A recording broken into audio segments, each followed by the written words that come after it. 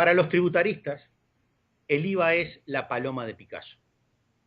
¿Por qué? Porque en 3 líneas transmite su naturaleza y su esencia. ¿Qué quiere decir con esto? El IVA es un impuesto para recaudar y además para tener un comercio exterior limpio. ¿Qué quiero decir con esto? Que podamos exportar sin engañar a nuestros socios comerciales. ¿Por qué? Porque voy a devolver solo los IVA que he comprado y por lo tanto me permite a mis exportadores que exporten sin impuestos. Esas son las 2 funciones del IVA: recaudar y mantener un comercio limpio de impuestos. No nació ni para redistribuir ni para combatir la informalidad. Entonces, aprovechemos el máximo de la neutralidad del IVA. ¿Cuál es la forma de mantener la neutralidad del IVA? Gravar casi todos los bienes, dentro de lo posible, todos, existen algunos con pequeños problemas técnicos, pero prácticamente todos los bienes a una sola tasa. ¿Qué ha pasado en América Latina? Mucha gente cree que el IVA no es la paloma de Picasso, sino la ronda nocturna. Más bien se parece a un impuesto a la renta, complejísimo. Y empieza a llenarlo de excepciones, exenciones, tasa cero, o sea que se devuelvan los créditos comprados, volviéndolo una locura de impuestos. ¿Qué sucede? Cuando uno va y analiza esas excepciones, que sean tasas diferenciales, que sean exenciones directamente, o que sean tasa cero, que no solo son exenciones, sino que devuelven el impuesto, nos llevamos, en un análisis de 8 países, el siguiente resultado. El 45% del beneficio se lo lleva el 20% más rico. Y menos del 15% del beneficio se lo lleva el 30% más pobre.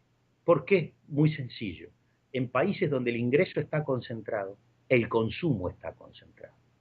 En conclusión, cada vez que nosotros damos una excepción al IVA, beneficiamos en términos absolutos mucho más a los ricos que a los pobres. Pero es cierto que los pobres en términos relativos, con alguna excepción, como forman parte mayor de su canasta de consumo, se benefician en términos relativos a su propio ingreso en forma mayor. Eso es cierto. Pero también es cierto, y todos los estudios lo demuestran, que con el gasto bien focalizado, las transferencias condicionadas, los trabajos de empleo femenino, perdón, los subsidios al empleo femenino, etcétera, etcétera, se tiene por focalización, rinden 4 veces más que una excepción tributaria. No será el tiempo de gravar con una sola tasa todos los bienes y atender al 20 o 30% más pobre, o con subsidios directos, o eligiendo algún gasto general, ya sea el de salud probablemente, o el de educación. Es obvio de que sí. En los países donde el nivel de pobreza es menor al 20%, esto es mucho más sencillo.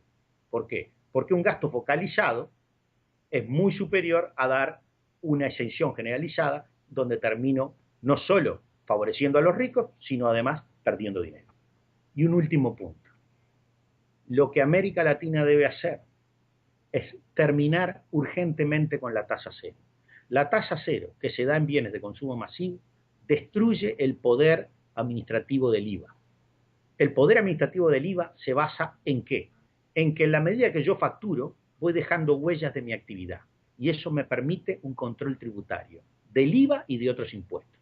Cuando yo grabo con tasa cero, no solo pierdo eso, sino que además genero devoluciones del IVA comprado a aquellos que producen, que se vuelven incontrolables para las administraciones, aún para administraciones de muy buen nivel.